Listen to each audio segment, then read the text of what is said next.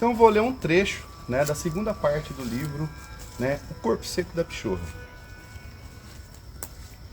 Belisário chegou bem perto do túmulo e não pôde acreditar no que via. Parte da mão esquerda daquele defunto estava à mostra.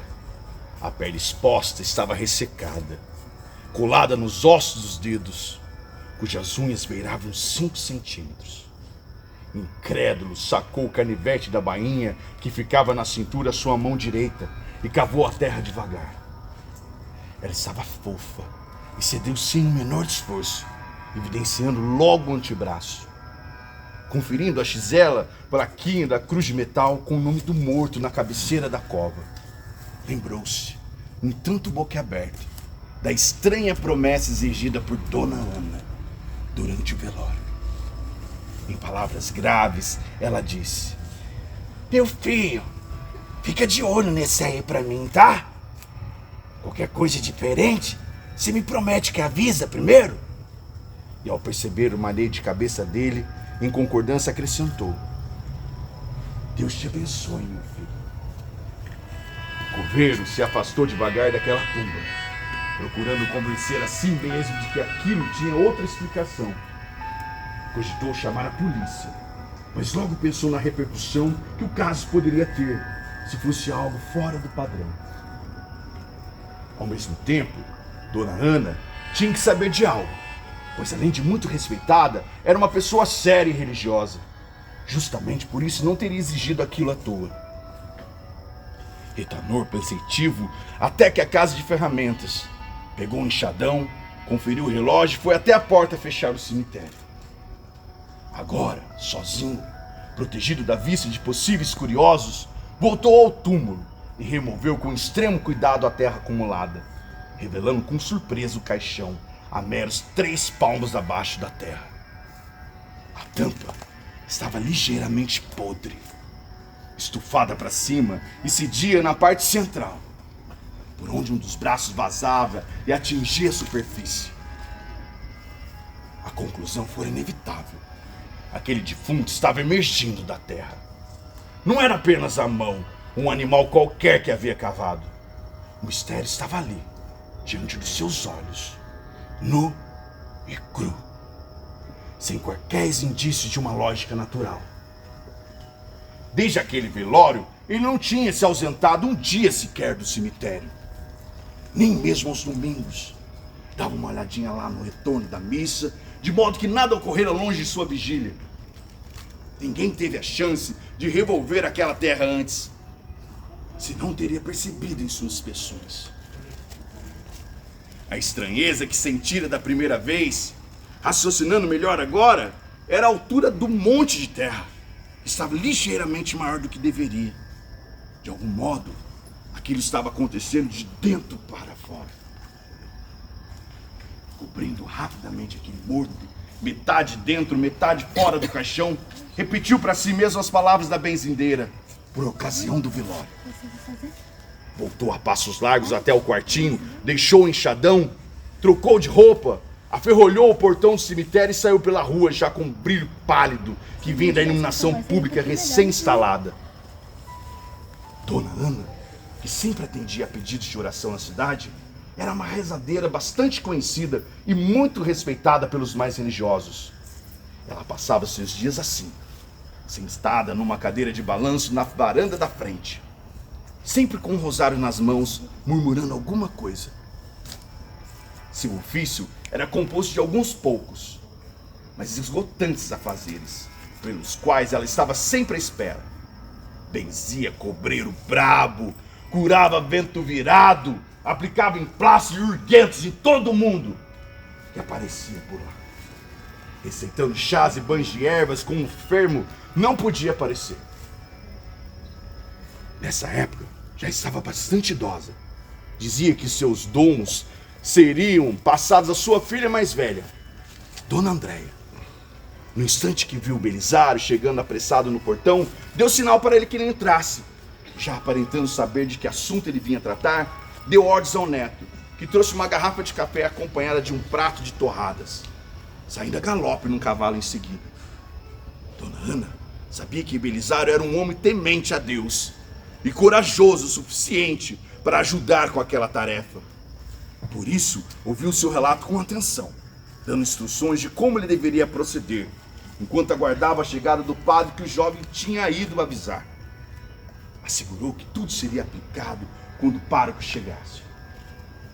Um dos poucos exorcistas reconhecidos na época pela Arquidiocese de São Paulo, que atuava no distrito de Lorena, chegou por volta das 10h30 da noite, vestido com uma batina preta, ajustada na cintura por uma faixa roxa, uma enorme cruz de caravaca sobre o peito, incensário na mão e Bíblia embaixo do braço.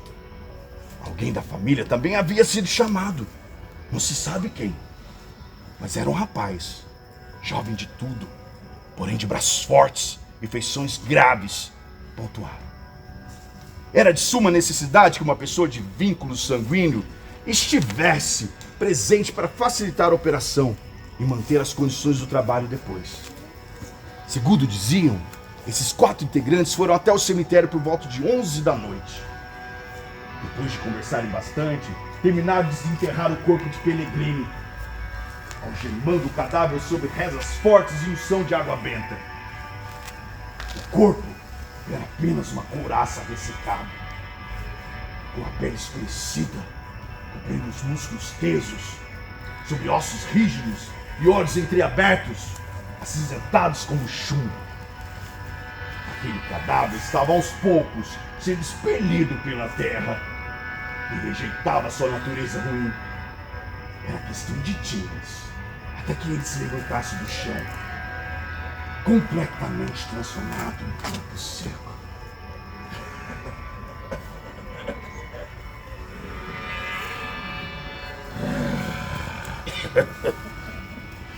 No seu íntimo, já podiam ouvir um guincho surdo, abafado pelo benzimento constante da dona Ana. Segundo a tradição, era muito raro que alguém se tornasse um morto-vivo daquele jeito. A pessoa deveria ter uma ruindade para além do imaginável, para que fosse rejeitada pelo solo daquela maneira. Aquilo era, na verdade, um sinal para nós, os vivos, de que nem mesmo o inferno aceitaria aquela alma que agora estaria condenada a vagar na terra pela eternidade, ou até que cumprisse a sua maldição. Outros diziam que permaneceria nessas condições até o juízo final, quando pagaria por seus crimes, queimando eternamente junto de Satanás. O ritual era simples, mas nada acolhedor para os seus participantes, cuja integridade física era protegida apenas pela presença de pessoas com a fé verdadeira ou laços sanguíneos com o amaldiçoado. Além de exigir uma coragem sobre-humana para continuar na presença daquela criatura aterrorizante. Dona Ana, sempre prestativa com todos, tratou de prometer uma dívida eterna da igreja para com a família de proprietários da Pichorra, em troca da sua autorização para instalar o engodo por lá. Precavida que era, ela já havia pensado em tudo antes, pois tinha um amplo conhecimento das coisas misteriosas, já dispunha dos arranjos que a situação exigia. A sabedoria dos antigos, uma tradição muito revelada somente às pessoas habituadas a lidar com as coisas da noite, que se mantém firme nos propósitos de zelar pelos outros, passados de geração em geração. Exigia que o corpo seco fosse instalado em uma mata, não muito distante do seu local de nascimento, e ali fosse amarrado por um meio de palavras fortes, onde permaneceria como senhor daquela terra, até que chegasse a sua hora, de alguma forma ele houvesse cumprido a sua maldição nesse plano. Durante essa etapa, o tal familiar participante do ritual, um dos seus descendentes, caso a situação perdurasse, para além da sua morte, deveria ir de tempos em tempos até o local e cortar as suas unhas e os cabelos da criatura, apaziguando a sua fome. Dessa maneira, o morto-vivo, já prestes a acordar, completando a sua transformação, foi levado altas horas da noite, nas costas do seu parente, seguido pelo cortejo fúnebre em permanente oração. Desceram do alto do cemitério e passaram pelo centro da cidade em direção à estação, por onde seguiram margeando a linha do trem até a base do morro e dali até a Pichorra. Chegando no local, já escolhido pela benzedeira, por ocasião da morte, Belisário capinou todo o mato, limpando o chão da clareira natural que se formava entre as árvores e o paredão rochoso. Sob a luz de tochas, feitas com tecido, bambu verde, banha suína, amarraram o defunto em uma pequena figueira em cipó 1000 homens. De frente para os rochedos, sob palavras fortes, até que o padre deu início à sua parte, brandindo o incensário. Em nome de Praxis, e de Filho, e de Espírito Santo. Amém. Príncipe Glorice Celeste, Britaxe, Imensa Graça. A clareira era preenchida com espessa fumaça, enquanto a benzedeira, com um terço em uma das mãos e uma folha de espada de São Jorge na outra, murmurava palavras desconhecidas, andando em círculos em torno da figueira. O jovem consanguíneo, por sua vez, repetia a cada 7 círculos da rezadeira: eu prometo voltar, cortar seu cabelo e suas unhas, em nome de Jesus Cristo. Amém.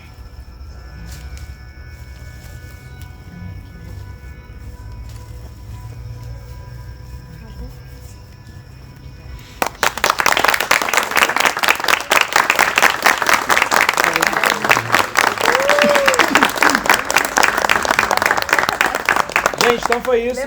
Muitíssimo